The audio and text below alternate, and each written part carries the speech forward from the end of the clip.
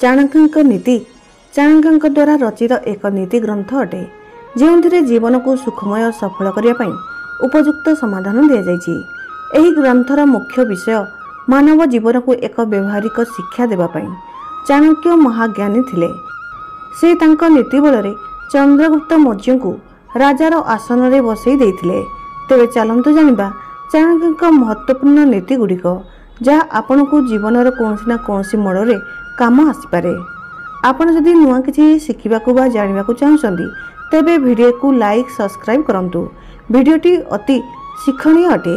Like subscribe करने द्वारा वीडियोटी समस्त पाखक पहुँची पार हुए तो यह जानिबा कहापाई जरूरी हो पारे।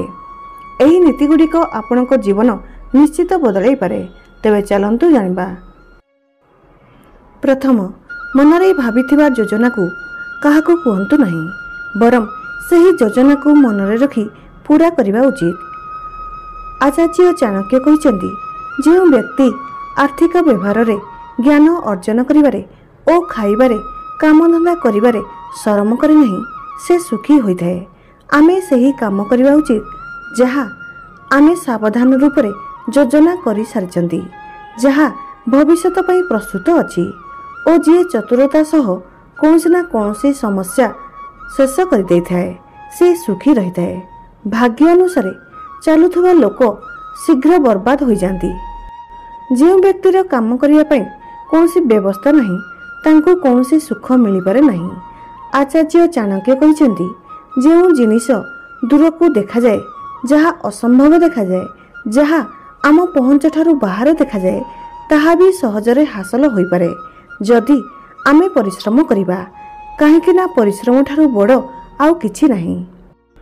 आचार्य चाणक्य कहते भविष्य में आसुथिबा कठिन समय पई धन संचय करबा आवश्यक। एपरिकी धनी लोक मध्य काहेकि ना जेबे धन साथ छाड़ दिए तो संचित धन भी बहुत शीघ्र सरी सरी जाए। सबु जिनिसर अति हेबा खराब होइथाए। काहेकि ना अत्यधिक सुंदरता कारणरू सीता हरण होइतिले। अत्यंत गर्व जोगु रावणर अंत हैला। अत्यधिक दान देवा कारणरू राजा बलि को बंधन रे बांधी हेबाकु पड़ला। एणु सबुठारे अति को त्याग करबा आवश्यक। आचार्य चाणक्य कहते जदि आपणक ऊपर विपद आसुना तो सावधान रुहतु ओ जदि विपद आसुची तो कौन सी प्रकार से रक्षा पातु। आचार्य चाणक्य कहते एही जिनिस रे सबुबले संतुष्ट रुहतु यथा प्रथम निज स्त्री, द्वितीय सही भोजन जहाँ भगवान देइचंती, तृतीय सेतिकी धन जेतिकी सचोटता रे मिलगला। आचार्य चाणक्य कहते एही तीनोटी जिनिस रे संतुष्ट रुहतु नहीं।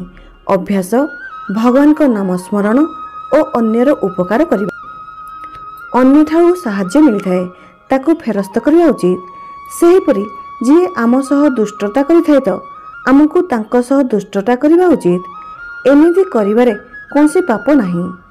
आचार्य चाणक्य कहते कि एक बुद्धिमान लोक को केबे एमिति जगह को जीवा उचित नुहे। रोजगार करने कौन साधन नथिबो सेठाकू जीवे नहीं। द्वितीय लोकंको कौन कथार डर बा शरम नथिबो। ଯେଉଁଠାରେ बुद्धिमान लोक नथिबे, ଯେଉଁଠି लोके दान धर्म करी जानि नथिबे एमिति जगह को केबे जीवे नहीं। भगवान रामଙ୍କ ठारे एही सब गुण अछि।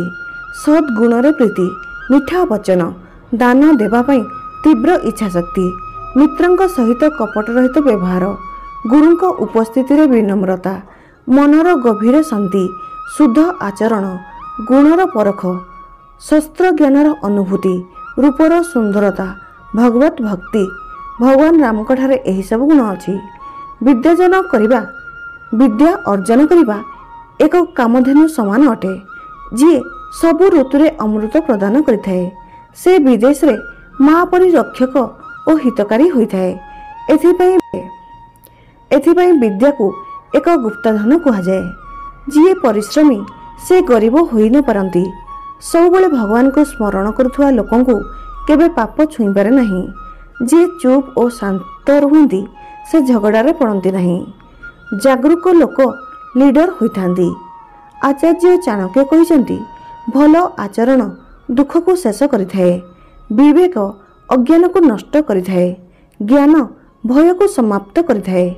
ବାସନା ସମାନ ଭୟଙ୍କର କୌଣସି ରୋଗ ନାହିଁ। ମୋହ ସମାନ କେହି ଶତ୍ରୁ ନାହିଁ। କ୍ରୋଧ ସମାନ କୌଣସି ଅଗ୍ନି ନାହିଁ। ଆଚାର୍ଯ୍ୟ ଚାଣକ୍ୟ କହିଛନ୍ତି, ଏକ ସଂଯମିତ ମନ ସମାନ କୌଣସି ତପ ନାହିଁ। ସନ୍ତୋଷ ସମାନ କୌଣସି ସୁଖ ନାହିଁ। ଲୋଭ ସମାନ କୌଣସି ରୋଗ ନାହିଁ। ଦୟା ସମାନ କୌଣସି ଗୁଣ ନାହିଁ।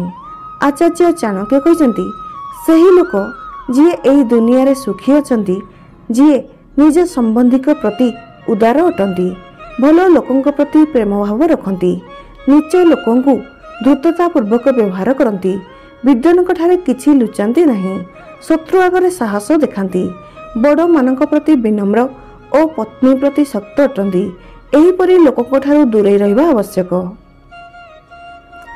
ଆଚାର୍ଯ୍ୟ ଚାଣକ୍ୟ କହିଛନ୍ତି, ଏହିମାନଙ୍କ ଠାରୁ ବି ଦୂରେଇ ରହିବା ଉଚିତ ଯିଏ ସମସ୍ତଙ୍କ ସାମ୍ନାରେ ମିଠା କଥା କହିଥାନ୍ତି, କିନ୍ତୁ ଆପଣଙ୍କ ପଛଆଡ଼େ ଆପଣଙ୍କୁ ବର୍ବାଦ କରିବା ପାଇଁ ଯୋଜନା କରନ୍ତି। ଏମିତି କରିବା ଲୋକ ସେହିପରି ହୋଇଥାନ୍ତି, ବିଷର ସେହି ମାଠିଆ ପରି ହୋଇଥାନ୍ତି, ଯାହାର ଉପର ଭାଗ କ୍ଷୀରରେ ଭରି ହୋଇଥାଏ ଓ ଭିତରେ ବିଷ ହିଁ ବିଷ ଥାଏ। ଆଚାର୍ଯ୍ୟ ଚାଣକ୍ୟ କହିଛନ୍ତି, ସବୁଠାରୁ ଦୁଃଖଦାୟୀ କଥା ହେଉଛି ଅନ୍ୟ କାହାର ଘରକୁ ଯାଇ କାହାର ସାହାଯ୍ୟ ନେବା।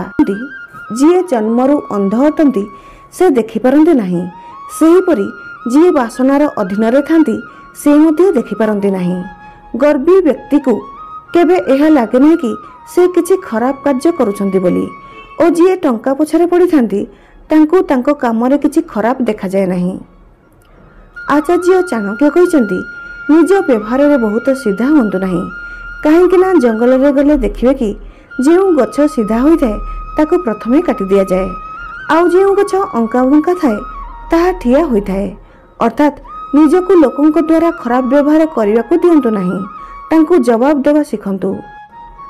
ଆଚାର୍ଯ୍ୟ ଚାଣକ୍ୟ କହିଛନ୍ତି କି ନୀଚ ଲୋକମାନେ ଅନ୍ୟର ଉନ୍ନତି ଦେଖି ଚଳିଥାନ୍ତି ଓ ଅନ୍ୟ ବିଷୟରେ ଅପଶବ୍ଦ କହିଥାନ୍ତି, କାହିଁକି ନା ତାଙ୍କର କିଛି କରିବାର ଔକାତ ନଥାଏ। ଆଚାର୍ଯ୍ୟ ଚାଣକ୍ୟ କହିଛନ୍ତି, ସମ୍ପର୍କିକ ପରଖ ସେତେବେଳେ ହୋଇଥାଏ ଯେତେବେଳେ ଆପଣ କୌଣସି ସମସ୍ୟାରେ ବା ବିପଦରେ ପଡ଼ିଥାନ୍ତି। ଜଣେ ଭଲ ସାଙ୍ଗ ସିଏ ହୋଇଥାଏ ଯିଏ ଦରକାର ପଡ଼ିଲେ କାମରେ ଆସିଥାଏ ଅବା ଯିଏ ଦୁର୍ଘଟଣାରେ ଆପଣଙ୍କର ସହାୟତା କରିଥାଏ।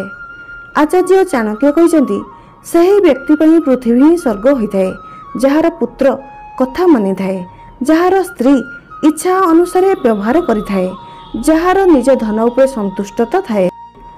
ଆଚାର୍ଯ୍ୟ ଚାଣକ୍ୟ କହିଛନ୍ତି, ପୁତ୍ର ସିଏ ଯିଏ ପିତାର କଥା ମାନିଥାଏ, ପିତା ସିଏ ଯିଏ ପୁତ୍ରର ପାଳନ ପୋଷଣ କରିଥାନ୍ତି ଓ ସ୍ତ୍ରୀ ସେ ହୋଇଥାଏ ଯାହାଠାରୁ ସୁଖ ପ୍ରାପ୍ତ ହୋଇଥାଏ। ଆପଣଙ୍କୁ ଆପଣଙ୍କ କୌଣସି ରହସ୍ୟ କୌଣସି ମିତ୍ରକୁ କହିବା ଅନୁଚିତ, କାହିଁକି ନା ଜଣେ ବିଶ୍ୱାସୀ ବନ୍ଧୁ ଆପଣଙ୍କ ଉପରେ କ୍ରୋଧିତ ହୋଇଗଲେ ଆପଣଙ୍କ ସବୁ ରହସ୍ୟ ଦୁନିଆ ଆଗରେ ଖୋଲିପାରେ। ପିତାଙ୍କୁ ତାଙ୍କ ଛୁଆମାନଙ୍କୁ ସବୁବେଳେ ଭଲ ଖରାପର ଶିକ୍ଷା ଦେବା ଉଚିତ, କାହିଁକି ନା ବୁଦ୍ଧିମାନ ଲୋକ ହିଁ ସମାଜରେ ସମ୍ମାନ ପାଇଥାନ୍ତି। ଚାଣକ୍ୟ କହିଛନ୍ତି, ଅଧିକ ଗେହ୍ଲା କରିବା ଦ୍ୱାରା ଛୁଆମାନଙ୍କର ଖରାପ ଅଭ୍ୟାସ ଆସିଯାଏ, ତାଙ୍କୁ କଠିନ ଶିକ୍ଷା ଦେବା ଦ୍ୱାରା ସେ ଭଲ ଅଭ୍ୟାସ ଶିଖିଥାନ୍ତି। ଏଥିପାଇଁ ଛୁଆଙ୍କୁ ଦରକାର ପଡ଼ିଲେ ତାଡ଼ନା କରନ୍ତୁ, ଅଧିକ ଗେହ୍ଲା କରନ୍ତୁ ନାହିଁ। ଯେଉଁପରି ଏକ ଶୁଖିଲା ଜଳୁଥିବା ଗଛ ପୁରା ଜଙ୍ଗଲକୁ ଜଳାଇ ଦେଇଥାଏ, ସେହିପରି ଏକ କୁପୁତ୍ର କୁଳର ସବୁ ମାନ ମର୍ଯ୍ୟାଦା ଓ ପ୍ରତିଷ୍ଠାକୁ ନଷ୍ଟ କରିଦେଇଥାଏ। ଆଚାର୍ଯ୍ୟ ଚାଣକ୍ୟ କହିଛନ୍ତି, ପ୍ରଥମ 5 ବର୍ଷ ପୁତ୍ରକୁ ବହୁତ ସ୍ନେହ ମମତାରେ ପାଳନ କରିବା ଆବଶ୍ୟକ।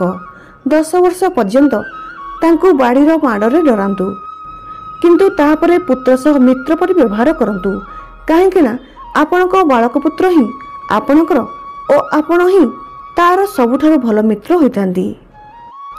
ଆପଣଙ୍କୁ ଏହି ଭିଡ଼ିଓଟି ଭଲ ଲାଗିଲେ please like, comment, share and subscribe କରନ୍ତୁ। ଜୟ ଜଗନ୍ନାଥ।